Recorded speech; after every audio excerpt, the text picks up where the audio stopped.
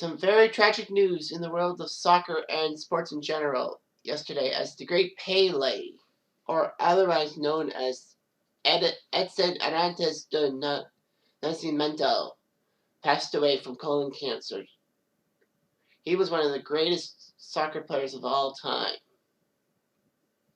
having many legendary moments and legendary ways. He was born in 1940, the son of a Fluminense, a Brazilian club player by the name of Dondinho, or others known as Waro Ramos de Nascimento. He was the first of two siblings and was named after Thomas Edison. But the parents decided to remove the I and call him Edson. He was actually given the nickname Pele in his school days because of the pronunciation of his favorite player, Vasco goalie Pele. But Pele knew about it, all that. Pele would grow up in poverty like most Brazilians in the slums. Unfortunately, not a lot of people get out of but Pele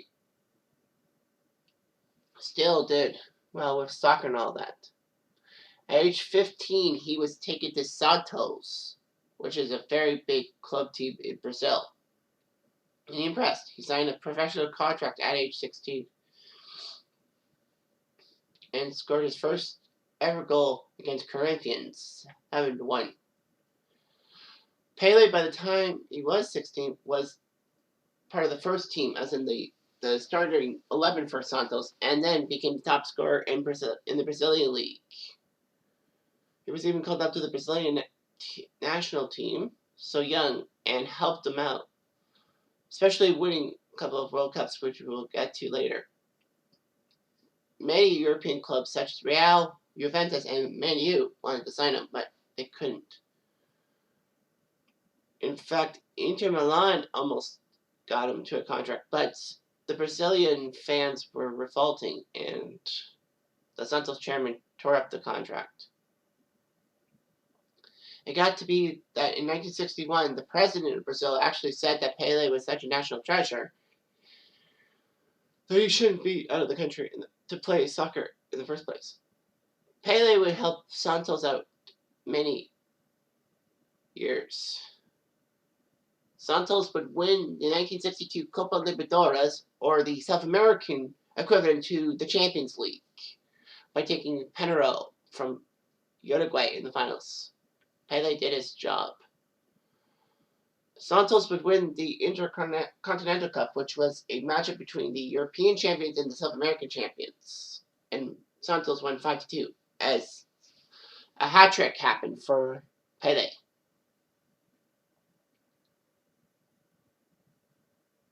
Pele would help Santos win over Boca Juniors in the 1963 Copa Libertadores, becoming the only Brazilian team in history to win the cup on Argentine soil. Anyway, Santos would still win the Intercontinental Cup over AC Milan. He was a legend and all that. November 1969, he finally scored his 1,000th goal in all competitions for Santos and for Brazil's international squad. It was impressive against Vasco. That game was held at the Maracana Stadium. Over 160,000 fans attended that game. Anyway, Pele did his job. In fact, he was so huge that in 1969, when he went to Nigeria, the Nigerian Civil War ceased for 2 days so they could watch Pele play their exhibition game. The Civil War would end a year later. But anyway, Santos loved Pele, and he loved them too. He scored 643 goals for Santos, which was the most for one player with one club in history until Leo Messi did that better with Barcelona, but it took till 2020 to do so. Pele would retire from soccer after 19 years, and it was amazing. And all that. What a life. And then somehow, out of semi-retirement, he decided to come out of semi-retirement to play for New York in the North American Soccer League. This was a big move by the North American Soccer League because they were trying to get some European legends to come to the U.S., play some games for their clubs, and to make the league a little more respectable, which it was. All that. Because this actually led to many players like Eusebio, Johan Cruyff, Bobby Moore, George Best, and Gordon Banks to jump ship from Europe to North America. Pele would make his debut June 1975. The New York Cosmos would be playing in Downing Stadium by Long Island University. Soon, the Cosmos' popularity would be so big that they would be playing games at Giant Stadium and Yankee Stadium for their things. So Franz Beckenbauer, Carlos Alberto, and Giorgio Caniggia joined him with the Cosmos. Pele would help New York win the 1977 Soccer Bowl, aka the North American Soccer League Championship. And it worked. The final was against Seattle, which they won, and then Pele closed out his career with an exhibition match seen worldwide and also on ABC's Wide World of Sports with the Cosmos and Santos facing each other. Pele would play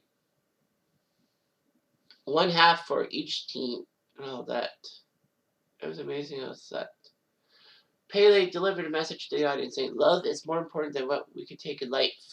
And yes, he could speak English.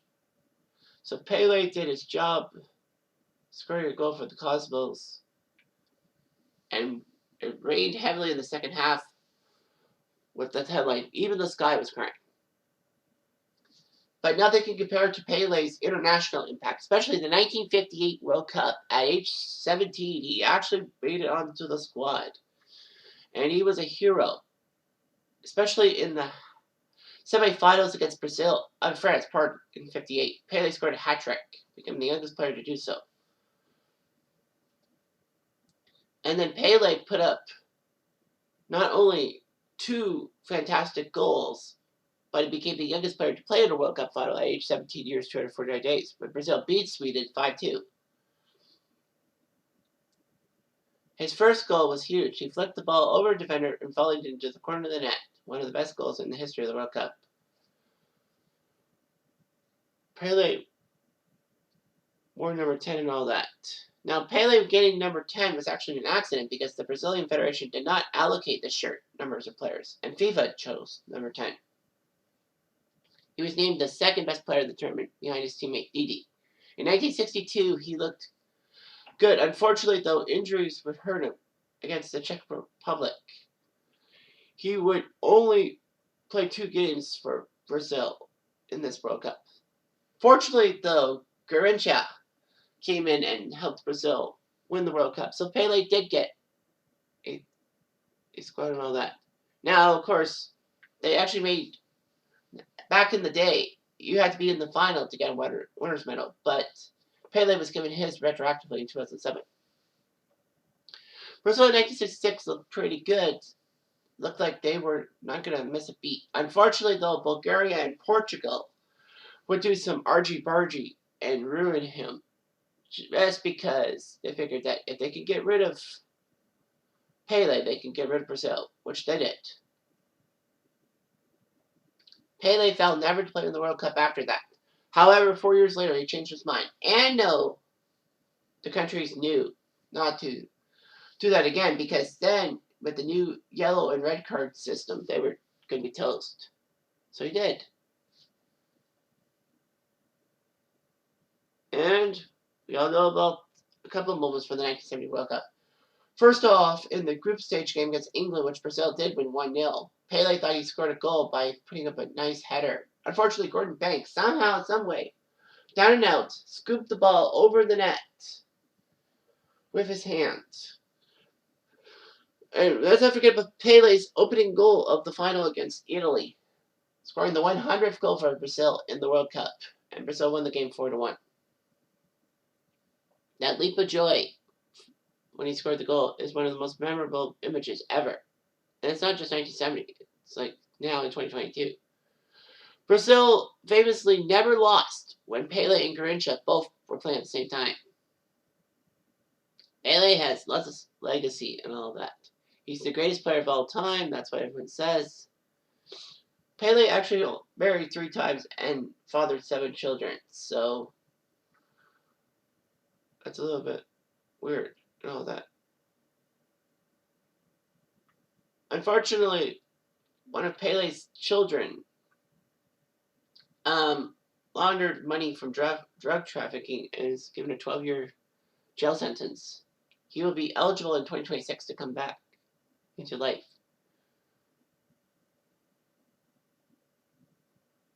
Anyway, Pele had 7 children and all that. His last marriage was to Marcia Aoki, a Japanese-Brazilian importer of medical equipment. He was known for his politics and all that. He was a little bit conservative and all that. Pele would like to refer to himself in the third person as Pele. Instead of I did this, Pele did this, he said. Pele had a couple of health issues, though. But, of course, colon cancer finally